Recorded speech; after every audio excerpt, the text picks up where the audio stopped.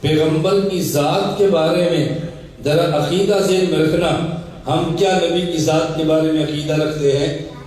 اس پر باتیں تو بہت ساری کرنے والی ہیں، میں ایک بات پیش کرتا ہوں۔ رسول اکرم صلی اللہ علیہ وسلم کا حجرہ مبارک بنا جس میں آپ رہتے تھے، حضرت مولانا ادریس کاندروی رحمۃ اللہ علیہ نے لکھا ہے، سیرت المصطفیٰ پہ لکھا ہے، جہاں حضور کے حجروں کی تعمیرات کا ذکر ہے وہاں پڑھیں۔ لکھتے ہیں کہ حضور پاک صلی اللہ علیہ وسلم کے حجرہ مبارکہ کو ایک نبی کے عاشق نے دیکھا اور حجرہ مبارک کو دیکھ کر شعر پڑھا۔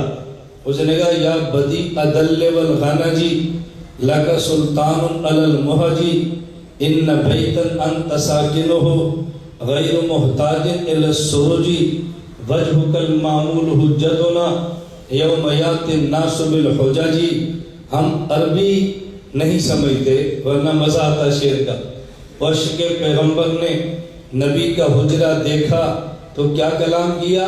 یا بدی ادل والغنجی، اے حسن و جمال کے مالک نبی، لک سلطان علی المہجی، لوگ حکومت بدن پہ کرتے ہیں، آپ کی حکومت دلوں پہ ہے۔ ان بیتن انت ساکنہ، جس گھر میں آپ تشریف فرما ہیں، غیر محتاج الی السروجی، یہ گھر چراغ کا محتاج نہیں ہے، یا یہ گھر چراغ کا محتاج نہیں ہے۔ قیامت کے دن اللہ پوچھیں گے تم کیا لائے؟ کوئی نماز پیش کرے گا، کوئی روزہ پیش کرے گا، کوئی حج پیش کرے گا۔ اللہ مجھ سے پوچھیں گے تم کیا لائے ہو؟ وجہک المعمول حجتنا یوم یات الناس بالحججی، لوگ اعمال پیش کریں گے، میں آپ کا مبارک چہرہ پیش کروں۔ میں کہوں گا اللہ میرے پاس کچھ بھی نہیں، بس حضور کا چہرہ ہے، بس ہم اس کے ماننے والے ہیں، اس کے ماننے والے ہیں۔ اور واقعہ حضور کے علاوہ ہمارا سہارا کون سا ہے؟ بتاؤ، کوئی ہے سہارا؟ آپ کا ہو تو ہو، مجھے نہیں پتا، مجھے اپنا پتا ہے کہ ہمارے اعمال اتنے گندے ہیں کہ شاید پیغمبر کی ذات کے علاوہ کوئی سہارا نہ ہو صلی اللہ علیہ وسلم۔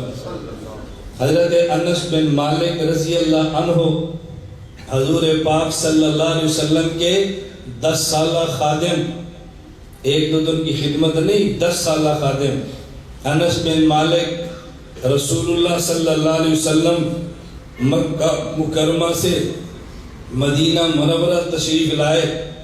ہر بندے نے اپنی استطاعت کے مطابق آپ کی خدمت میں ہدیہ پیش کیا۔ اچھا، یہ بھی آپ کے علم میں ہے کہ رسول اللہ صلی اللہ علیہ وسلم مدینہ منورہ تشریف لائے تو مدینہ منورہ جب آئے آپ اونٹنی پر سوار تھے۔ ہر صحابی کی خواہش تھی اللہ کے نبی مہمان میرے بنے، حضور میرے گھر ٹھہرے، میزبان میں بنوں۔ اللہ کے نبی نے فرمایا دعوہا، میری اونٹنی کو چھوڑ دو، فإنہا مامورۃ، یہ اللہ کے حکم سے چلی ہے، اللہ کے حکم سے بیٹھے گی۔ رسول اللہ صلی اللہ علیہ وسلم اللہ کے پیغمبر کے والد عبد المطلب کی طرف سے، دادا کی طرف سے جو ننیال تھے وہ مدینہ منورہ کے تھے، تو حضور کی خواہش تو یہ تھی کہ میری رہائش ہمارے اس ننیالی خاندان کے اندر ہو، لیکن اگر خود اس پہ عمل کرتے تو بعض صحابہ کے شاید دل ٹوٹتا۔ مکہ ہم گئے تھے، دعوت ہم نے دی، عقبہ پہ بیعت ہم نے کی، اور جب مدینہ آئے تو رشتہ داروں کیا چلے گئے؟ حضور کی خواہش بھی تھی لیکن خود عمل نہیں فرما رہے کہ کسی کا دل نہ ٹوٹے۔ حضرت ابو ایوب انصاری رضی اللہ عنہ اسی قبیلے سے تعلق رکھتے تھے، حضور کی اونٹنی وہاں بیٹھ گئی، ابو ایوب انصاری کے گھر چلے گئے۔ جب ابو ایوب انصاری کے گھر میں رہے، مدینہ کے مکانات ایک منزلہ تھے، ابو ایوب انصاری کا مکان 2 منزلہ تھا۔ اللہ کے نبی کو مکان بھی دیا اور آپ کی خدمت میں ایک لفافہ، ایک خط پیش کیا کہ حضور یہ خط ہے۔ وہ خط کیا تھا کہ ایک مرتبہ کئی سو سال پہلے یمن کا بادشاہ جس کا نام تھا طبہ، وہ مدینہ سے گزرا، اس کے ساتھ تورات کے 400 علماء تھے۔ انہوں نے طبہ بادشاہ سے کہا اس شہر کے کنکر، اس شہر کی کھجوریں، اس شہر کے پہاڑ، اس شہر کا ماحول ہماری تورات کے مطابق یہ بتا رہا ہے، آخری نبی یہاں پر آئیں گے، تم ہمیں اجازت دے دو ہم یہاں ٹھہر جائیں۔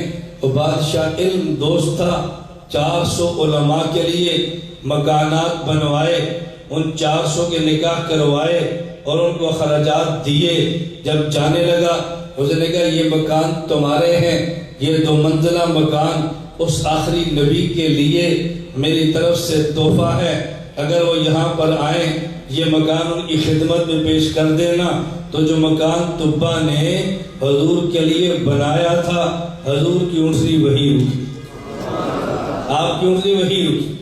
ابو ایوب انصاری کا حضور پر احسان نہیں ہے کہ مکان دیا ہے، حضور کا احسان تھا کہ جو ان کا مکان تھا ان میں ابو ایوب نے کچھ عرصہ وقت گزارا ہے۔ بعد میں حضور نے یہ بھی چھوڑ دیا تھا، اپنا الگ بنایا۔ یہ مکان ابو ایوب انصاری والا یہ طبہ بادشاہ نے حضور پاک صلی اللہ علیہ وسلم کے لیے بنایا تھا۔ حضور کی خدمت میں خط پیش کیا، طبہ بادشاہ نے کہا یہ مکان بھی آخری نبی کے لیے ہے اور یہ میرا پیغام ان کی خدمت میں پیش کرنا۔ یہ پیغام طبہ بادشاہ کا تھا۔ حضرت ابو ایوب انصاری جس خاندان سے تھے اس خاندان کے آدمی کو خط دیا، وہ خط نسل در نسل ان کے ہاں منتقل ہوتا رہا۔ حضرت ابو ایوب انصاری نے پیش کیا، اس میں طبہ بادشاہ نے لکھا تھا شہدت علی احمد انہ رسول من بارئ النسمی۔ یہ اس نے 3 شعر لکھے، شہدت علی احمد انہ رسول من اللہ بارئ النسمی فلو مد عمری الی عمرہ لکنت وزیر لہ وابن عمی وجاہدت بسیف اعداءہ وفرجت عن صدرہ کل غمی۔ میں گواہی دیتا ہوں وہ آخری حضرت محمد اللہ کے نبی ہیں، اگر میری عمر نے ساتھ دیا اور میں زندہ رہا میں ان کا سپاہی بن کے جیوں گا، تلوار لے کے ان کے دشمن کے خلاف جہاد کروں گا اور حضرت محمد کے دل کو ٹھنڈا کر دوں گا۔ یہ اللہ کے نبی کے لیے پیغام چھوڑ کے وہ گیا تھا۔